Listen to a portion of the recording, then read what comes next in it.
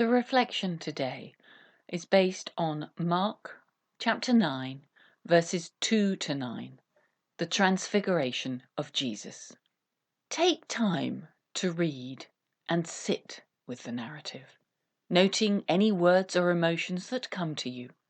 Reflect on them. After 6 days, Jesus took Peter, James, and John with him and led them up a high mountain, where they were all alone. There he was transfigured before them. His clothes became dazzling white, whiter than anyone in the world could bleach them. And there appeared before them Elijah and Moses, who were talking with Jesus. Peter said to Jesus, "Rabbi, it is good for us to be here. Let us put up 3 shelters, one for you, one for Moses, and one for Elijah." Peter did not know what to say. They were so frightened. Then a cloud appeared and enveloped them, and a voice came from the cloud.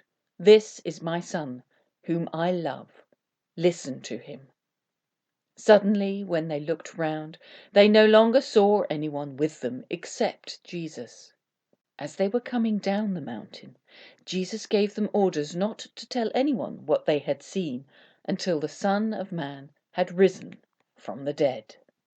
Transfiguration by Malcolm Guite beautifully captures his reactions to the narrative.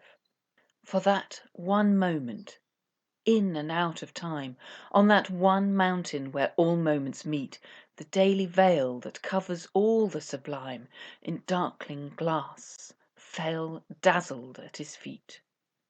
There were no angels full of eyes and wings, just living glory full of truth and grace.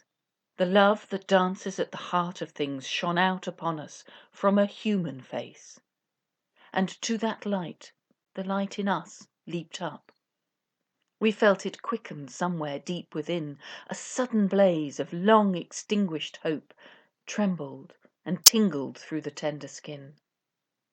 Nor can this blackened sky, the darkened scar, eclipse the glimpses of how things really are. I don't know what will happen to me. We've got some difficult days ahead, but it doesn't matter with me now, because I have been to the mountaintop. These words, spoken by Martin Luther King in his last sermon, preached on the day before he was assassinated, resonate for me with the narrative of the Transfiguration of Jesus. Maybe Jesus expressed similar thoughts with the 3 disciples who accompanied him on that journey up the mountain. Many scholars believe that John placed the narrative at this point in his gospel as a way of sustaining the disciples through the darkness ahead of them, the passion and crucifixion of Jesus.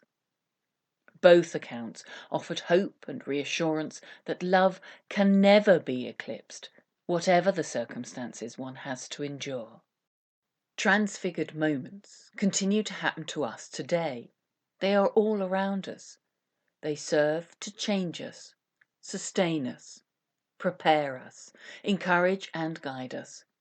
They reveal to us who we really are and where God is at work in our lives, if we can but be open to them.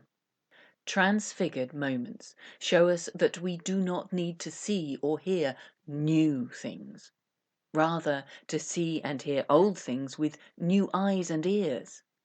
And they often happen on the mountain places, where we can be free from daily distractions which we encounter in the valley, the place of our ministry. Finding time to set aside to sit with God and be still in his presence is a good practice, and one we do well to cultivate. Some points to ponder.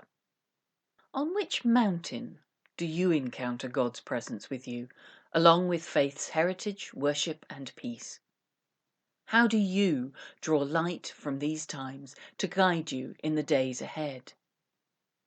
What experiences are you engaged with today, and how do you discern God's presence by seeing and hearing them in a new way?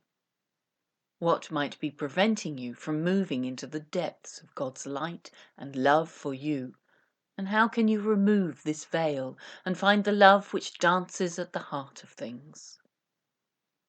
And what will enable you to face the truth this light reveals and step out in trust, whatever new ways may open up for you? A blessing. May the blessing of the light be on you, light within and light without. May the light shine upon you and kindle the light within you till it glows with warmth and energy. May this inner light shine through your eyes like a candle set in the window of a house to warm and comfort friend and stranger. May the blessing of the light be on you. Amen.